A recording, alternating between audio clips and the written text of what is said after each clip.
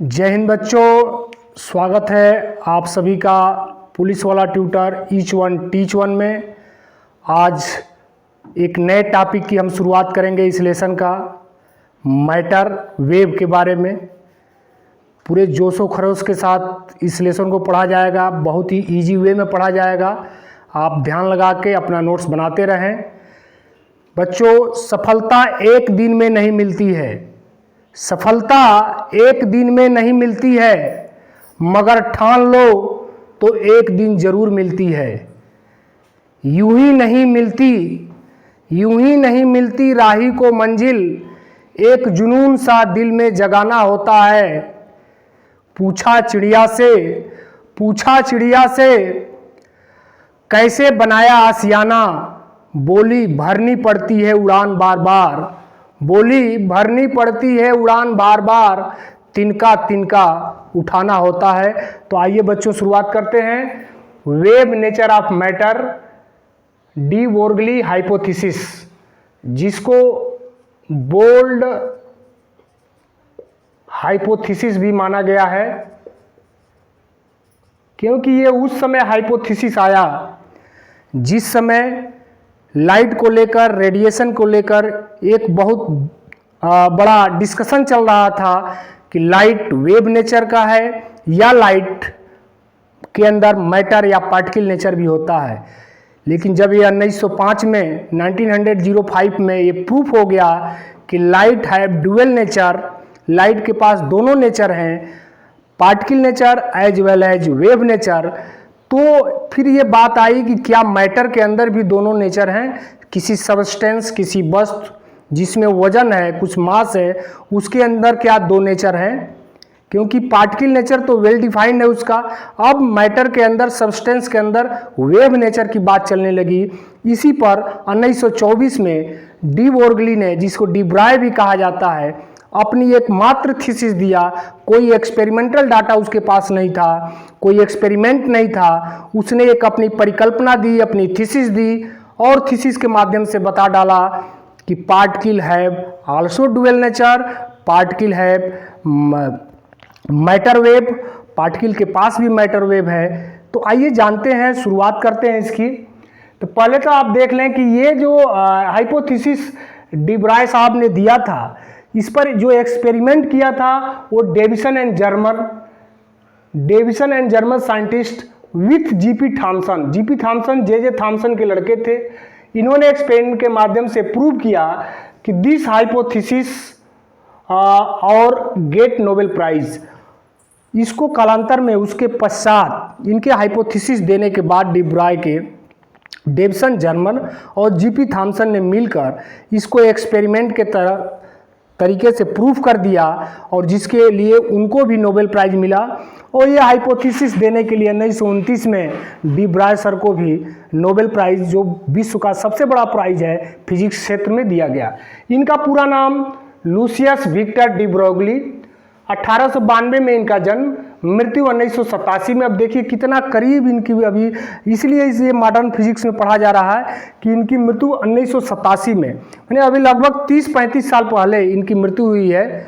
तो इसका मतलब ये कंसेप्ट हम लोगों के लिए, फिजिक्स के क्षेत्र में, फिजिक्स में रुचि रखने वाले लोगों के लिए बहुत ही नया है। इसीलिए इस हाइपोथेसिस को मॉडर्न फिजिक्स के अंदर डुअल नेचर में रखा गया है।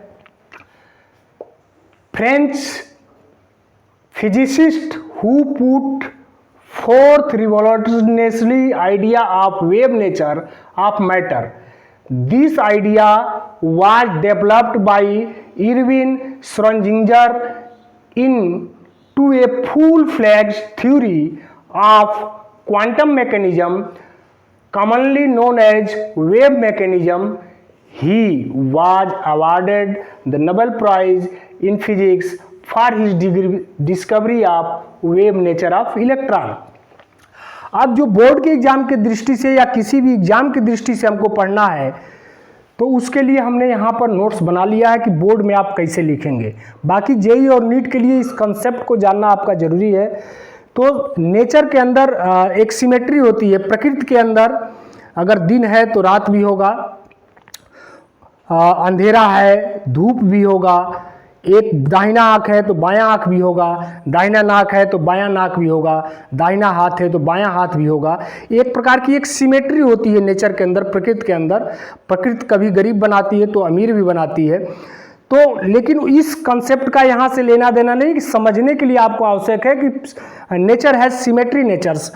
नेचर के अंदर सिमेट्रिकल नेचर होता है, उसके अंदर जो क्वालिटी होती है वो दोनों तरफ की क्वालिटी होती है। इसी को डी ब्रोगली ने कहा कि अगर लाइट के अंदर वेव नेचर है तो लाइट के अंदर पार्टिकल नेचर भी आ गया। तो मैटर के अंदर भी अगर पार्टिकल नेचर है तो सिमेट्री, नेचर की सिमेट्री के अनुसार उसके अंदर भी वेव नेचर होना चाहिए। इसको समझते हैं हम। तो हमने 3 पॉइंट में एक कंसेप्ट लिखा है। चौथे पॉइंट में डी ब्रोगली साहब का जो थीसिस था, जो परिकल्पना थी, या जिसको आपको बोर्ड एग्जाम में लिखना है, वो हमने चौथे पॉइंट में समाहित किया है। पहले, दूसरे और तीसरे पॉइंट को आप समझे। Nature is a symmetrical if radiation light behaves as a particle. यदि रेडिएशन या लाइट पार्टिकल तरह से बिहेव कर सकता है वेव नेचर होते हुए भी, तो particle also behave as a wave. तो निश्चित रूप से प्रकृति के अनुसार, नेचर के अनुसार पार्टिकल भी वेव की तरह से बिहेव करेगा। डी ब्रोगली साहब की हाइपोथेसिस क्या थी? Every moving particle have a wave associated with it. इस लाइन को आपको रट लेना है। Every moving particle have a wave associated with it, such wave are called matter wave. Such wave are called matter wave और de Broglie wave. क्योंकि de Broglie साहब ने, डी ब्रॉय साहब ने, शॉर्ट में जिनको डी ब्रॉय साहब कहा जाता है, उनकी ये परिकल्पना थी, उनकी ये हाइपोथेसिस थी। तो every moving particle have a associated with it, such wave are called matter wave और डी ब्रोगली वेवलेंथ, जिसको लेमडा से अगर शो किया जाता है तो lambda equal to H upon P, जहां पर लेमडा वेवलेंथ है, वेव नेचर को शो करता है मैटर के, वही एच प्लांक कांस्टेंट है, और पी क्या है? मोमेंटम है। मोमेंटम क्या करता है? We know that momentum is a particle nature of सब किसी भी सब्सटेंस का। There is both concept. यहां पर दोनों कंसेप्ट इस फार्मूले से आ गए, लेमडा भी आ गया, मोमेंटम भी आ गया। There is a both concept, lambda is a wave nature and momentum P equal to M B is a particle nature.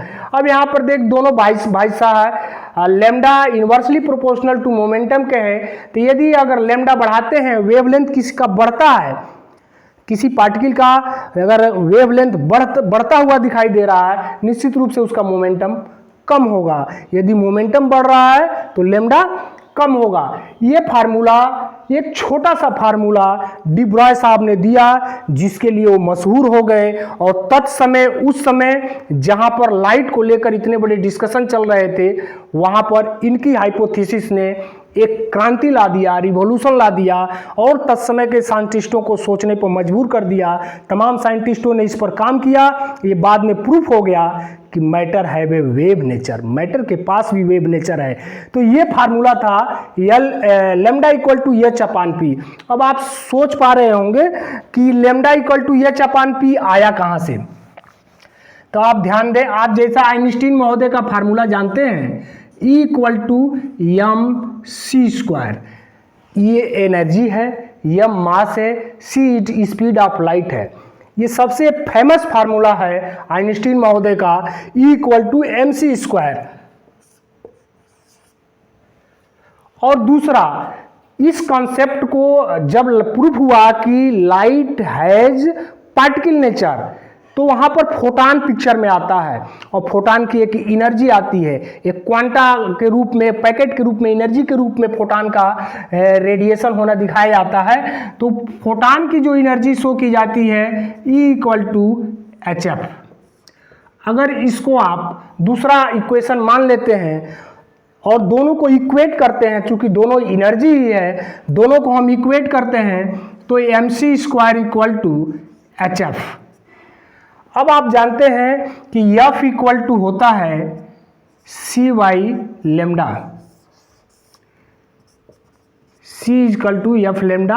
आप जानते हैं इक्वेशन, इसको 3 अगर आप ले लेते हैं सॉरी, तो यहाँ से आप एफ की वैल्यू इस इक्वेशन में पुट कर सकते हैं। तो mc square equal to H C upon lambda, यहाँ से एक सी से एक सी मर जाएगा, M C equal to H upon lambda. चूंकि सी क्या है, स्पीड ऑफ लाइट है,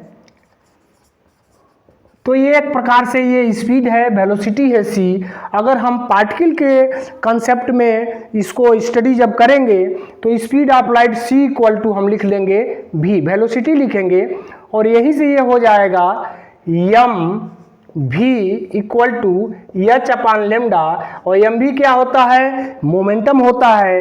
तो P equal to H upon lambda, और यही से लेमडा की वैल्यू निकलती है P upon H, sorry P equal to M V हो जाएगा, और ये H upon lambda, lambda equal to H upon P,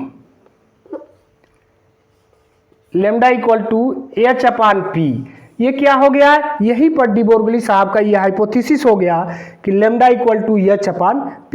ये छोटा सा प्रूफ है, अपना कंसेप्ट बिल्डअप करने के लिए आप इसको नोट कर सकते हैं। वैसे डेरिवेशन, ये डेरिवेशन आपके एनसीईआरटी बुक में नहीं दिया हुआ है, लेकिन कंसेप्ट बिल्डअप करने के लिए इस पर न्यूमेरिकल्स आ जाएंगे, और कंसेप्ट बिल्डअप करने के लिए आप इसको नोट कर सकते हैं कि कहाँ से ये lambda equal to H upon P आया। इन कंसेप्ट को समझने के लिए एनसीईआरटी बुक में एक एग्जाम्पल दिया हुआ है 11.4। इस एग्जाम्पल से आप डी बोर्गली सर के हाइपोथेसिस को पूरी तरह से समझ पाएंगे। उसको हमने यहाँ पर नोट कर लिया है, एग्जाम्पल नंबर 11.4। इसको आप एक बार पढ़ लें। इस एग्जाम्पल के सॉल्व करने के बाद आप डी बोर्गली के हाइपोथेसिस को और इस फार्मूले को बिल्कुल समझ पाएंगे कि डी बोर्गली साहब क्या कहना चाह रहे हैं, उनकी परिकल्पना क्या थी। क्वेश्चन को पढ़ते हैं। क्वेश्चन है, what is the de Broglie wavelength associated with. अब देखिए यहाँ पर डिफिनीशन उन्होंने दिया, every moving particle have a wave associated with it. उसी से क्वेश्चन बन रहा है, इरेज हो रहा है, what is the de Broglie wavelength of associated with.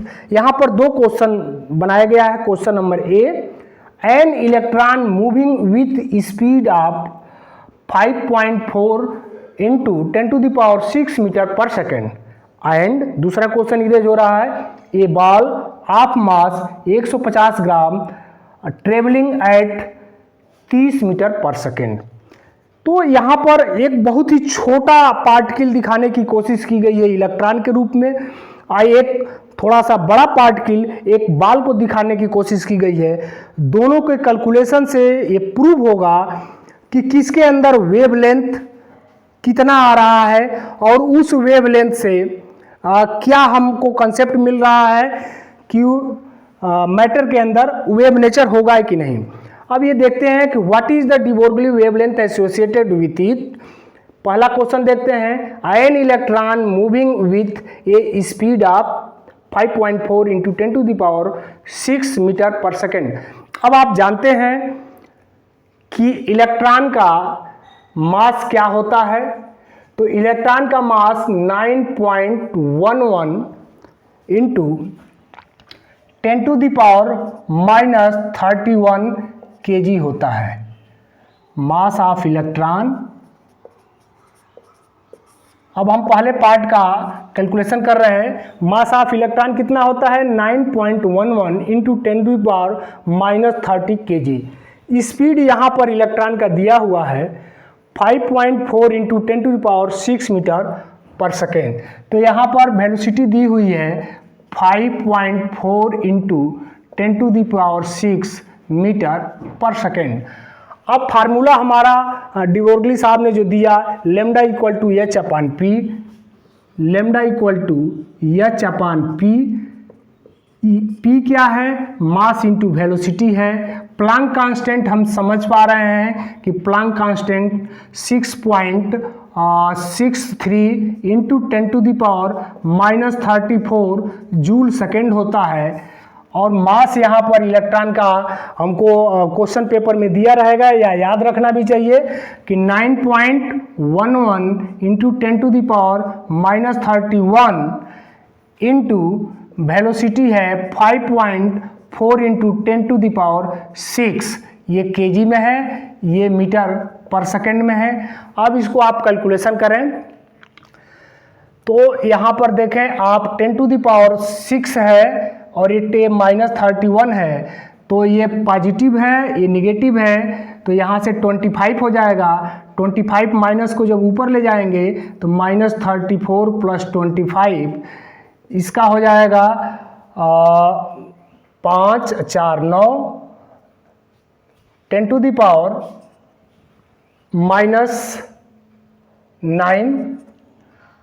अब आप इसका सॉल्यूशन कर लें। 6.63 अपॉन 9.11 इंटू 5.4 इंटू 10⁻⁻9। जब कैलकुलेशन इसका करेंगे तो ये नियर अबाउट आएगा 1.35 इंटू 10⁻⁻11। और लेमडा किस में होता है, मीटर में होता है। अब ये देखिए थोड़ा पॉइंट, इसको नैनोमीटर में अगर कन्वर्ट करेंगे आप तो नैनोमीटर होता है 10⁹, तो इसको आप लिख सकते हैं 1.35 इंटू 10⁻⁻9 नैनोमीटर। तो यहाँ से लेमडा की वैल्यू कुछ इस प्रकार आती है, तो ये आप नोट कर लें, कैलकुलेशन कर लें। लेमडा की value near about 1.35 into 10⁻⁻9 nanometre किसके संदर्भ में आएगी, इलेक्ट्रॉन, मूविंग इलेक्ट्रॉन के संदर्भ में, क्योंकि इलेक्ट्रॉन का मास 9.11 इंटू 10⁻⁻31 केजी होता है। स्पीड इसका दिया हुआ है, यहाँ से लेमडा आपने निकाल लिया। अब दूसरा हम देखते हैं, ये ball of mass 150 gram travelling at 30 metre per second. इसको सॉल्व करते हैं, फिर दोनों का देखते हैं किसके वेवलेंथ में क्या कंडीशन आता है। तो इसको हम यहाँ पर नोट करके रखते हैं। इलेक्ट्रॉन का के लिए लेमडा आ गया 1.35 इन नैनोमीटर को यहाँ से हमने चेंज किया है, तो ये 2 पॉइंट और आ जाएगा। इसको लिख सकते हैं, लेमडा को अगर नैनोमीटर में लिखते हैं तो नियर अबाउट 0.135 नैनोमीटर। इसको यहाँ पर हम नोट कर लेते हैं 0.135 नैनोमीटर। अब हम बाल का निकाल के देखते हैं कि किसी बाल का या किसी जिसमें वजन ज़्यादा होता है उसका वेवलेंथ कम आता है या ज़्यादा आता है। तो क्वेश्चन में दिया गया है ए बाल ऑफ मास 150 ग्राम, बाल के संदर्भ में निकालते हैं आप। मास दिया है 150 ग्राम में दिया है, इसको हम कन्वर्ट कर लेंगे एसआई यूनिट में, केजी में, तो ये हो जाएगा 1000 से भाग देंगे इसको 1.0 केजी हो जाएगा। स्पीड इसका दिया हुआ है मीटर पर सेकंड में, तो ये ठीक है। तो भी आपका दे दिया है 30 मीटर पर सेकंड। यहाँ से लेमडा इक्वल टू आप जानते हैं H/P, और P क्या होता है, मास इंटू वेलोसिटी होती है। तो एम भी आप P यहाँ से निकाल लें तो 0.150 KG into 30 metre per second. अब यहाँ से H की वैल्यू आप जानते हैं, H की वैल्यू होती है 6.63 इंटू 10⁻⁻34 जूल सेकेंड अपान 0.150 KG into 30 metre per second.